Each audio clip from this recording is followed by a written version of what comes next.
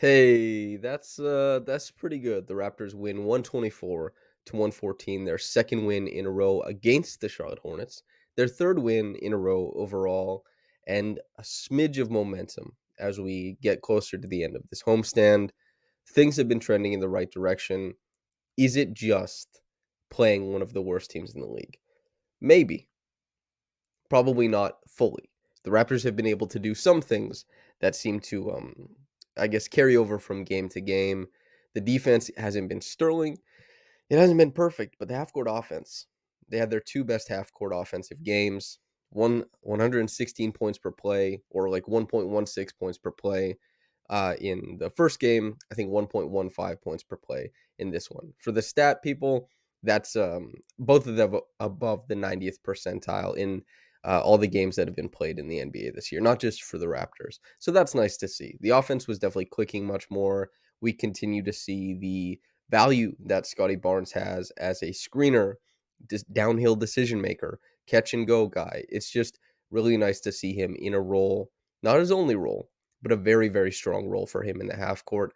The Raptors have, since he joined the team and started playing with guys like OG and Pascal and trying to figure out how he played off of those guys and to them to a much lesser degree, but to some degree at least, they have to figure out how to play off of Scotty too. And this role for the time being allows the Raptors to seamlessly move between a lot of the things that they're strong at, a lot of the things that they want to do. And in addition to that, not just moving the ball, but that downhill presence as a passer, yes, but as a roller too, Scotty, getting into space. The Hornets pretty bad in rotation, and that's not completely surprising. But it was easy to get the Hornets out of sorts. It was easy to draw a lot of help. It was easy to draw a lot of attention. It was easy to move guys out of passing lanes with a look and then make the right read. It was just the Raptors found their way in this one. So that was really nice to see. And yes, of course, this is the Raptors Reaction Podcast. I'm your host, Samson Folk, and it is, of course, brought to you by Goldfinger Law. And hey, you want to go with Goldfinger Law. Why? Because with them, you only pay if you win. Of course, there's a huge deal about that because if you lose, then you don't have to pay. That's really nice. That's a good thing. Thanks for the deal, Goldfinger. And if you want to contact them, 416-730-1777. Okay. Housekeeping, cleaning, whatever it is. February 7th, just before the trade deadline, a live podcast hosted by myself and Louis Satzman. There will be panels of speakers who cover the game of basketball, operate within the game of basketball, and we have like very cool special guests coming to it. Go just type in Raptors Republic live podcast. It'll probably come up on Google. And yeah, February 7th. Tickets are $20. If you're an all-star subscriber on the website, they are $10. Both of the tickets, whether you have the discount, whether you're paying full price, come with a drink. It's going to be a blast talking about hoops. If you're into talking about hoops and you listen to podcasts and stuff all the time, you want to talk about basketball with me, come out and I will 100% hang out after the show with anybody who just wants to chop it up. So that's all cool. Okay, we got a win here. Very nice win. I think the one that the Raptors should feel good about. This is the first of Miami, Atlanta, Philly, the back to backs. Well, not back to backs. The double headers, let's say, that the Raptors have played this year. This is the first time they've won both, and that's a big deal. That's really nice. If the Raptors, I said this last podcast, right? If the Raptors want to turn this thing around, it basically has to start now. And the funny thing about this, right, is that the Raptors played well tonight. If they had beaten other teams this year, I think like if they had a better record, you could feel really good about this. And you could be like, yes, they handled business against Charlotte. Some really fun stuff happened. And you understand, like, hey, they're doing what they're supposed to do. However, these wins aren't couched between a bunch of success. And so that's where the Raptors have to keep this thing churning, keep it trending in the right direction. And they, with this new role for Scotty, and it is a new role. Blake had a tweet where he was kind of posting the numbers on it, but Scotty's screen assists prior to December 21st, I believe it was like 0.69 a game. Since it's over 3, he's rolling way more. He's being used as a big man in this offense. Scotty is a big guy. You know, that's meaningful that they can use his mobility, strength, and creation when he has the ball in space. It's just really nice to see. Like they had this play against Portland, right? And they run delay action and they move the ball around. It comes back to Scotty. And in that, just playing that screening game, Yusuf Nurkic came up to the ball. And it actually meant that Scotty got to rip through and drive by him for a layup. Scotty wouldn't have these opportunities necessarily if they weren't running him as the DHO hub, if they were making him like catch, sprint, get the ball everywhere, and slowly drift Nurkic up so he has to respect the shooters that are running off of Scotty's screens. We see a similar effect in virtually every game, although it doesn't necessarily lead to rip throughs and stuff, but it's a better way to use Scotty's gravity because as we see with a putback, as we see with some of these plays where he's spinning into space, it's like that spin drop step. And for a hammer, a dunk, he had another really great, putback dunk tonight. And using him, this marauding posterizer who can make all the reads you want, who can look guys into, dropping down and then kicking it out to the corner. Where the Raptors, they had a really high frequency of corner threes tonight. They also had a really, really high frequency of rim attempts tonight. And so some of that is the Hornets not being good at defense, but some of that is that Scotty isn't being asked to create exclusively as a guy above the break, which he struggles at, especially drawing the second level of the defense, right? And he's not being told to try and space out to the corner. He's not being told to hang out in the dunker spot exclusively. He's involved very intimately with a lot of these actions. And it means that his spacing works differently and he gets to utilize more of his elite skills in this role. I know some people are hung up on the point guard thing, and Scotty's development is a guy who runs the pick and roll and other people screen for him and he's dominant, he's Magic Johnson. Like, forget it. He'll grow into a bunch of different things. He has emerging skills that can be, guided in a bunch of different ways. The fact of the matter is, he's good at this now. And it's not just Charlotte. Like I looked at all of these plays where Scotty's being utilized in this role. I just wrote the piece. I'll put it up on screen for people watching on YouTube. For people listening, go to raptorsrepublic.com. Scotty Barnes, directing traffic. Scotty Barnes drains the sink. That's what it's called.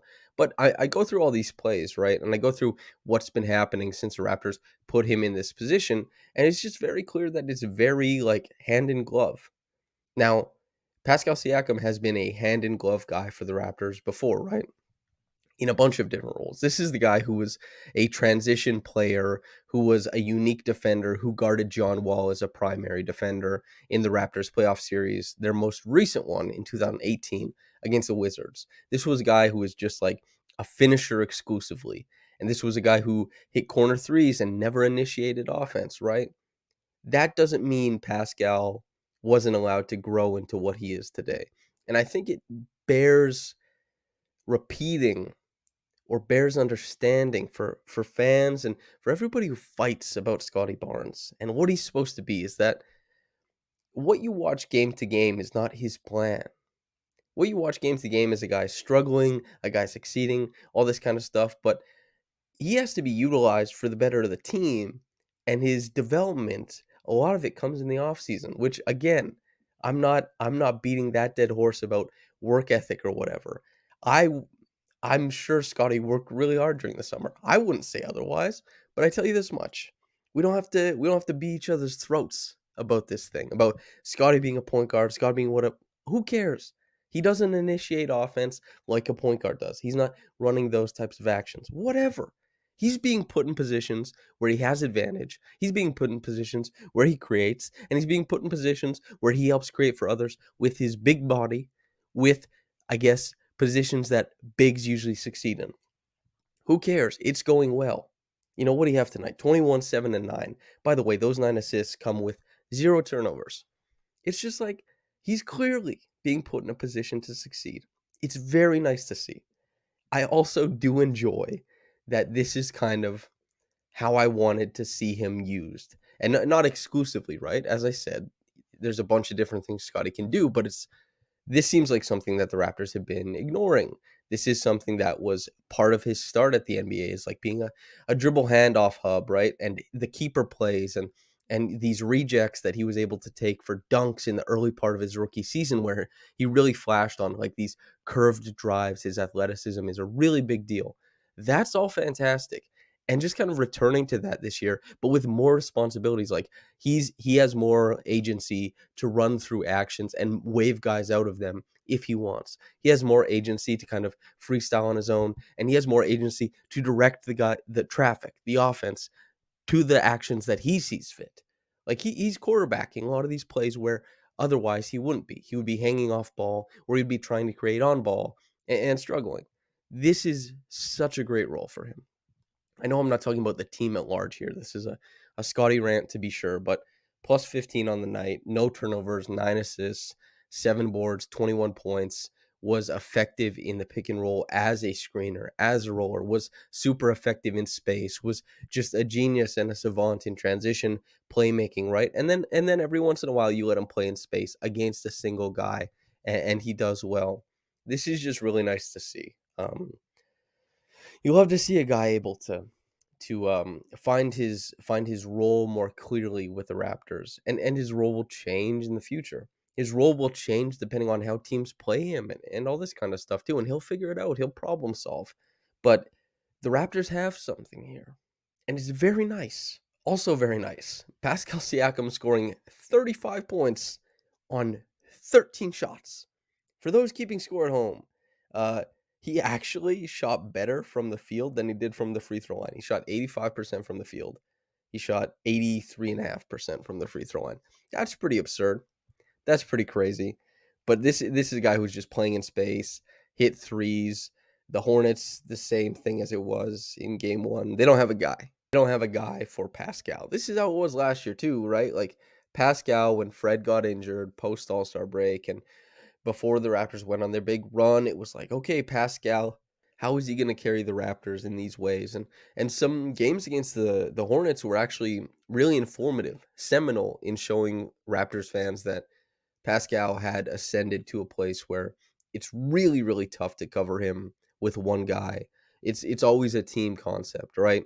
And his ability to create en masse, like that's where he started going on that run, threatening triple doubles all the time. And while he didn't necessarily threaten a triple double in this game, like how many assists did Pascal have? Three.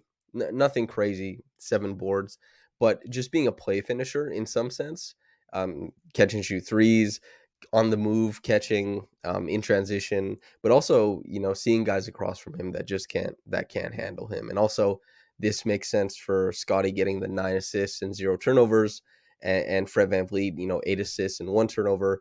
This is, even OG 4 assists in this game too, right? Gary too.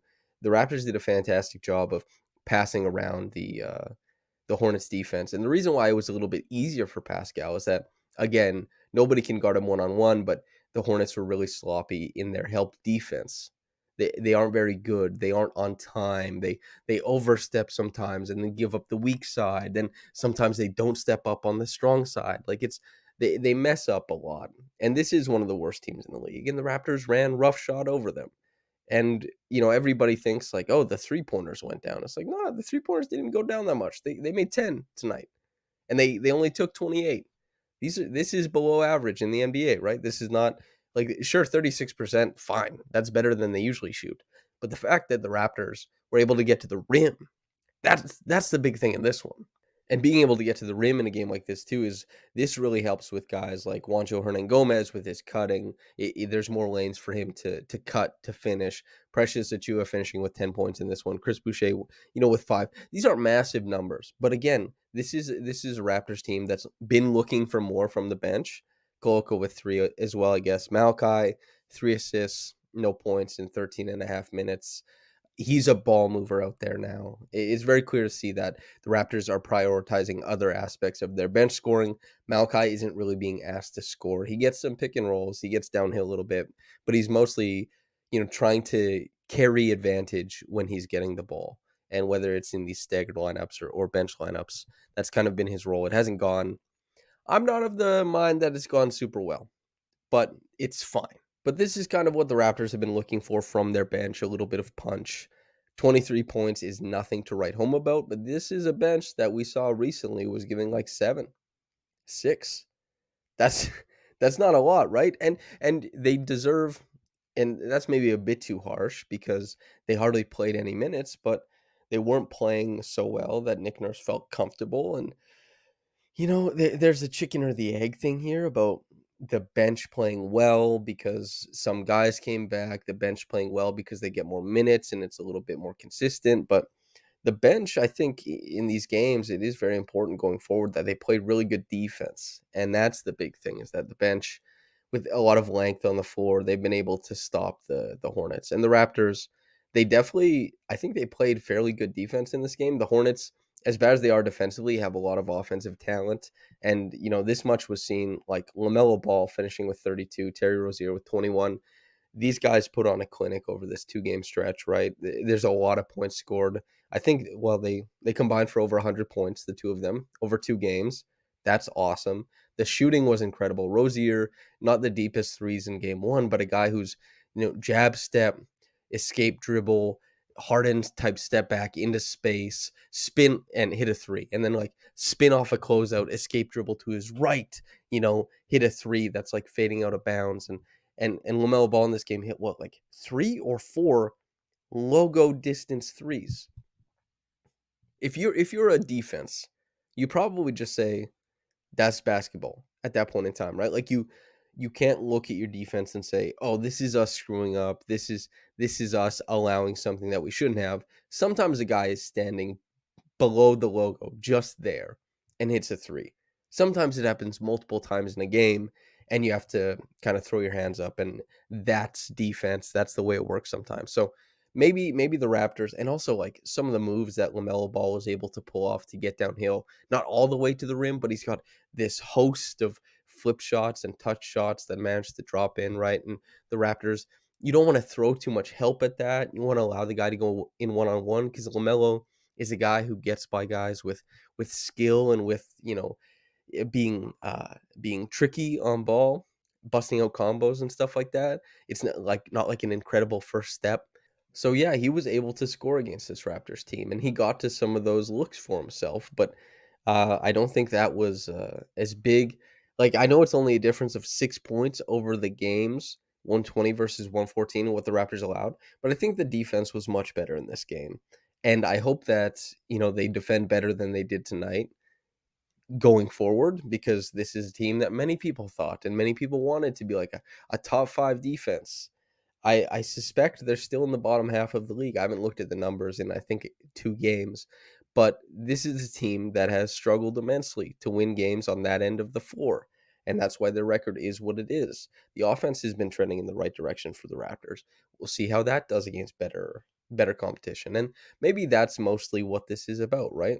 They played the way they wanted to play. They got to the rim a lot. They're leaning into this new style with Scotty and his role that features him making more executive decisions on plays and him playing with a little bit more purpose with his physicality and getting downhill because he's catching the ball in more advantageous spots. And defensively, they get 5 turnovers from McDaniels, you get 3 from Rozier, you get 5 from LaMelo Ball, OG gets 4 steals, Precious gets 5. It's like these guys are causing an absolute ruckus for the Hornets. And you want to see the Raptors manage to always cause the chaos, but kind of thrive within it rather than be the team on the bad end of it. And too often they've been the team on the bad end of that chaos. The record is what it is for a reason. Guys were playing 40 minutes every night for a reason. Nick Nurse is looking to create some sense of normalcy. He wants to create a baseline. And did he go about it the right way for however long? Who knows?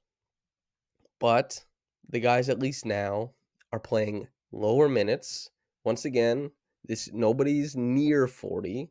Pascal, he's, just shy of 38, but I'm sure he feels like that's a walk in the park for him. Guys aren't climbing up that high. There's more bench minutes. Precious gets nearly to 18. He is the crown jewel off the bench. He's the guy who, if he gets into form, if he gets into rhythm, he can really change the complexion of a lot of these things. As I've said on many podcasts, is that Precious is the guy who swings this on the roster. It wouldn't have been anyone else. It's not Boucher, it's not Koloko, not Flynn, it's not Birch. It wouldn't have been Otto Porter Jr. it's Precious who swings this. His defense always impresses. He adds something offensively that nobody else does. And he doesn't do it consistently enough. And it also comes with a ton of warts. There's decision making that needs to be penned in. There's ball skills that are emerging but not always dominant, and sometimes are less than ideal, right? But this is a guy who does change the complexion of the Raptors team if he's on form. And by complexion, I don't mean like a world beater, but I mean, if Precious is healthy and gets to play the whole season, the Raptors are what? What is their standings now? They're now 19 and 23. I like the Raptors. It could very easily be in that Indiana Pacers range, in that Miami range of 23 and 19, 23 and 20. Like that could very well be in the realm of possibility, and that's not too crazy. They need their guys. They need their guys to be better, and they need to find other things, and they need to do these against good teams. We see them doing it now. We need to see it against the better teams in the NBA because they've just been too poor for too long this season. I don't think you can pronounce it as a turnaround this game, this 3 game win streak until it comes, against more meaningful competition. And them's the breaks. You play yourself into this position where you have to prove it to people. 19 and 23 is not the benefit of the doubt. And especially since most people were expecting them to improve upon last year, this is something that they have to handle. And I'd imagine front office is watching this very closely and wondering where they'll sit before that trade deadline, what that looks like.